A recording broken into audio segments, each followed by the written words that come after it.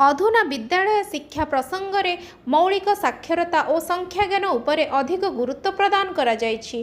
प्रारंभिक स्तर में शिक्षार्थी शिक्षण पाई बहु अभिनव पद्धति और सामग्रीर व्यवहार सह शिक्षक मानकर सामर्थ्य विकास को प्राधान्य दि जायछि।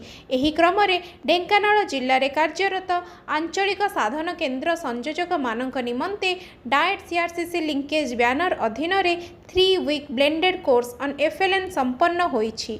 एही सामर्थ्य विकास कार्यक्रम में 126 जन सीआरसीसी जोड़ी होई सफलतार सह कोर्सटी को समाप्त करिसेंती।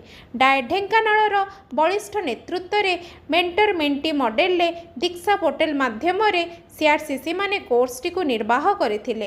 प्रत्येक ब्लॉक ओआईसी मेंटर भावे कार्य करी प्रशिक्षार्थी मानंकु सहायतार हाथ बढ़ाइथिले। एथिपाई जिल्लार समस्त सीआरसीसी को नहीं डाएट रे 15 एप्रिल एक बैठक अनुष्ठित होइथिला। एही बैठक रे जिला अतिरिक्त शिक्षा अधिकारी सस्मिता साहू, सदर बीओ ब्रह्मानंद राउत, पेडागोजी कोऑर्डिनेटर समेत सबु ब्लॉक रो एबीओ कम बीआरसीसी सामिल होइथिले। उक्त सभारे 3 वीक कोर्स रो लक्ष्य उद्देश्य, एहार आवश्यकता, कोर्स रो modalities, assignment, quiz, monitoring mechanism आदि प्रसंग उपरे विस्तृत आलोचना होइथिला।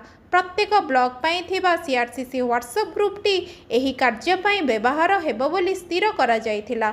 उपस्थित 132 जन सीआरसीसी दीक्षा पोर्टल जरिया रे एही कोर्सटी को पंजीकरण करी 0 वीक रो क्विज संपन्न करिथिले।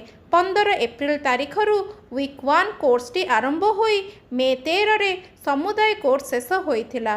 प्रति सप्ताह रे इंट्रोडक्टरी कॉल और सप्ताह शेष रे डाउट क्लियरिंग कॉल रो व्यवस्था थिला बळे पूर्वरु दिया जाइथिबा प्रश्न गुड़िक उपरे पीपीटी माध्यम रे सीआरसीसी माने आलोचना करुथिले और आवश्यक अनुसार ब्लॉक रो ओआईसी तथा डाएट रो टीचर एजुकेटर सेमानंकर संदेह मोचन रे सहायता देउथिले।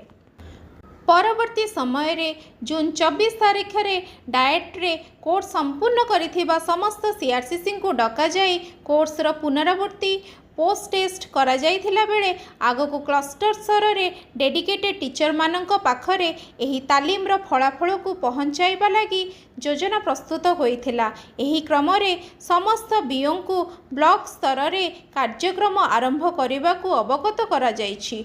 ब्लॉक स्तर रे सीआरसीसी माने मेंटर और एफएलएन डेडिकेटेड टीचर माने मेंटी भावे कार्य करिवे।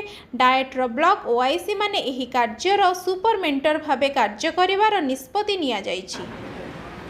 आपनकु स्वागत। एबे गोटे बढ़िया डिस्कशन होतला आपनकर स्कैफोल्डिंग ऊपर एई जो मॉड्यूल टी आपनको थिला 3 week blended course FLN course ऊपर एत्री केवल एफएलएन कथा दिया जाय नथिला। बढ़िया कथा दे अछि जे केवल एफएलएन कथा एत्री दिया जाय नथिला।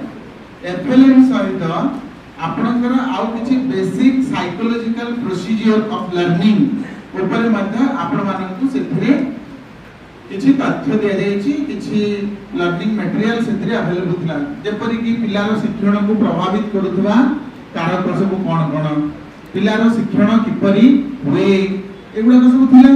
सेमिति स्कैफोल्डिंग एगुडी साइकोलॉजिकल प्रोसेस, एगुडी सब होछि साइकोलॉजिकल प्रोसेस ऑफ लर्निंग कोन हबो। एई जो स्कैफोल्डिंग कथा एटा केवल एफएलएन क्लास पई प्रयोज्य नही, बुझबले त।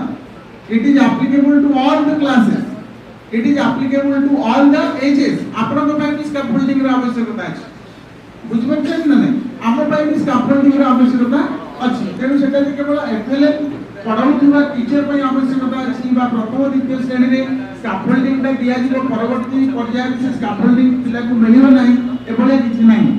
तेनु एई जो आमे 3 सप्ताह जो कंटेंट थिला आपन मान पई तार वैशिष्ट्य होछि जे एफएलएन रिलेटेड किछि काम थिला, किछि टेस्ट थिला, ता सहित regarding basic psychological process of learning in order to understanding the child, in order to address the need of the child, and in order to recognize the duty and responsibility of the teacher inside the classroom at the time of conducting the learning material to the learners.